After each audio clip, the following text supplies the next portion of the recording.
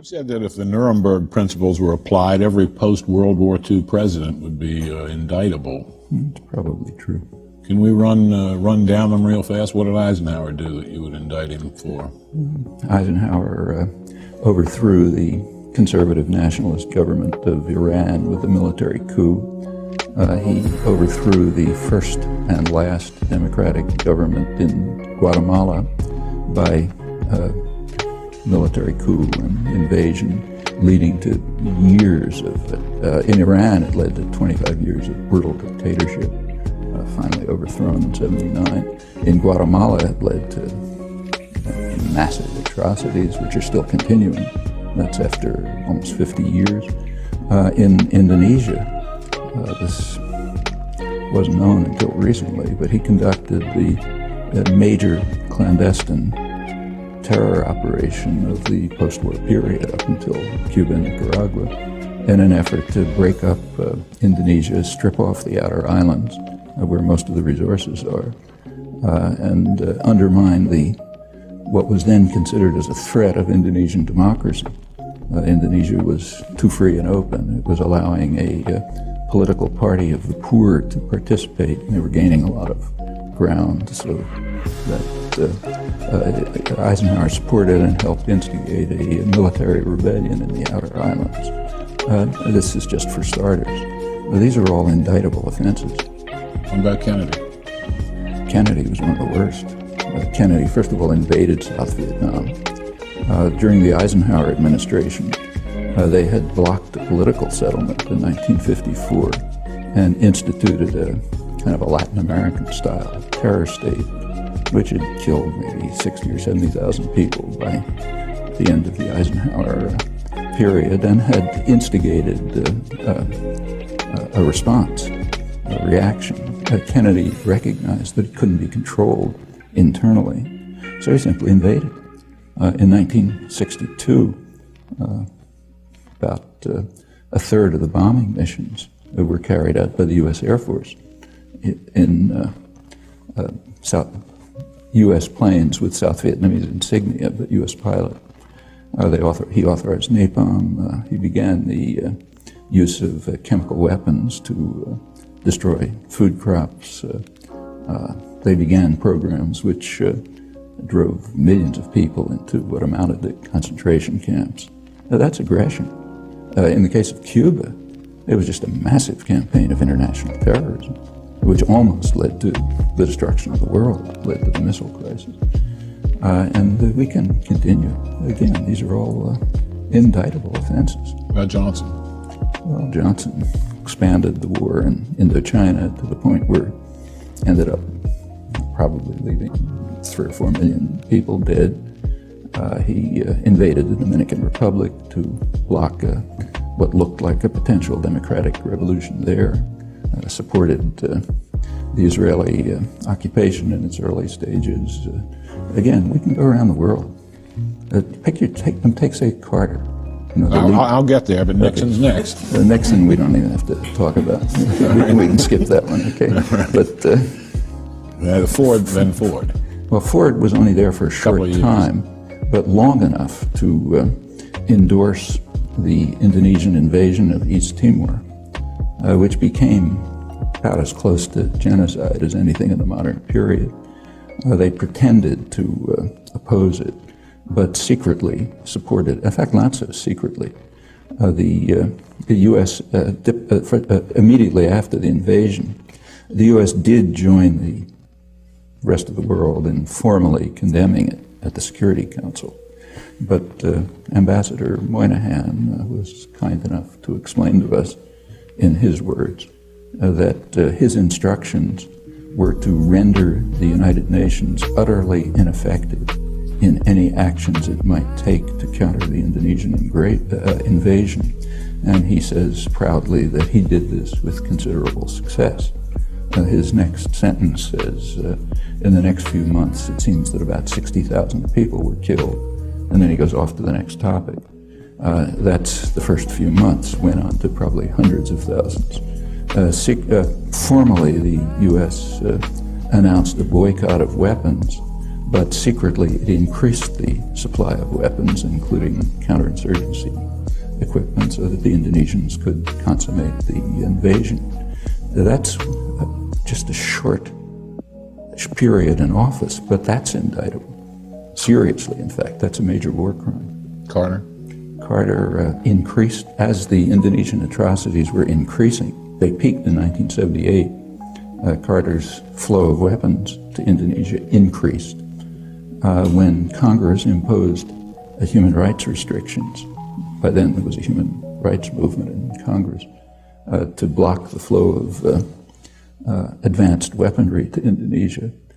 Carter arranged through Mondale, vice president, to get Israel to send U.S. Skyhawks to Indonesia to enable Indonesia to complete what turned out to be near genocide, killing maybe a quarter of the population or something. In the Middle East, Carter just won the Nobel Prize. His great achievement was the Camp David agreements. The Camp David agreements are presented as a diplomatic triumph for the United States. In fact, they were a diplomatic catastrophe. At Camp David, the United States and Israel accepted, finally, Egypt's 1971 offer, which they had then, U.S. had rejected at the time, except that now it was worse from the U.S.-Israeli point of view because it included the Palestinians.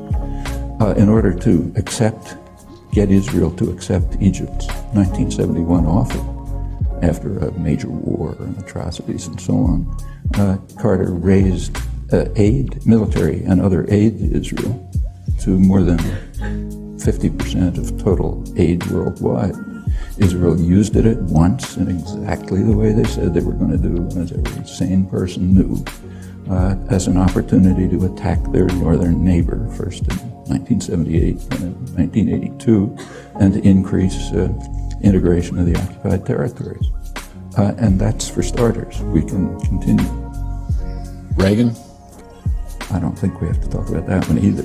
I mean, Reagan is the first president to have been condemned by the International Court of Justice for what they called the unlawful use of force, meaning international terrorism, in the war against Nicaragua.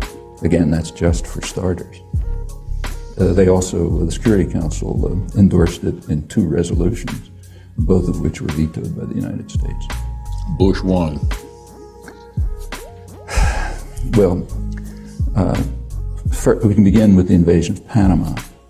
The invasion of Panama, which, according to the Panamanians, killed about 3,000 people, since it's never investigated. We don't know if that's true or not.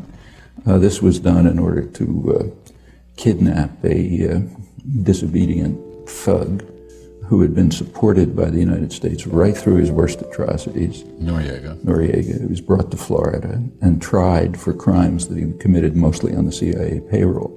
Okay, that's aggression. We could go into the details of the war in Iraq, but there were plainly opportunities for, they might not have worked, we don't know, but there were opportunities for diplomatic settlement, which the Bush administration refused to consider, and incidentally the press would not report, with a single exception, and Long Island Newsday, which did report the whole story throughout accurately, and is the only newspaper in the country to have done so. The Bush administration then did attack, and the attack was carried out in a manner which is criminal under the laws of war. They attacked infrastructure. I mean, if you attack New York City and you destroy the electrical system, the power system, the sewage systems, and so on, that amounts to biological warfare, and that's the nature of the attack. Then came a sanctions regime, which it's mostly Clinton, but began with Bush, which is, by conservative estimates, killed hundreds of thousands of people while strengthening Saddam Hussein. That takes us off to Clinton, which, that's the beginning. That's by no means the end. We can run through it. Well, we can run through that one case suffices. All right. But there are plenty of others. Bush too? Let's go on with Clinton. Okay. And one of Clinton's minor escapades, very minor, was sending a couple of cruise missiles to the Sudan to destroy what they knew to be a pharmaceutical plant. There was no intelligence failure. According to the only estimates we have from the German ambassador and the regional director of Near East Foundation, who does field work in Sudan, both of them estimate several tens of thousands of deaths from one cruise missile attack. It's pretty serious. If somebody did that to us, we'd regard it as bad news. And again, we can continue. In the Middle East, for example, Clinton began by declaring past UN resolutions, in the words of his administration, obsolete and anachronistic. Okay, so we're finished with that. No more international law. Then comes a period called a peace process, except that during the peace process, Israeli settlement, which means settlement paid for by the U.S. taxpayer and supported by U.S. military aid and diplomacy, continually increased. The most extreme year was Clinton's last year, the highest level of settlement, the highest since 1992. Meanwhile, the territories were cantonized, broken up into small regions with infrastructure projects and new settlement. I don't know what you call that, but it's under military occupation. And if anyone else was doing it, we'd call it a war crime. And again, we can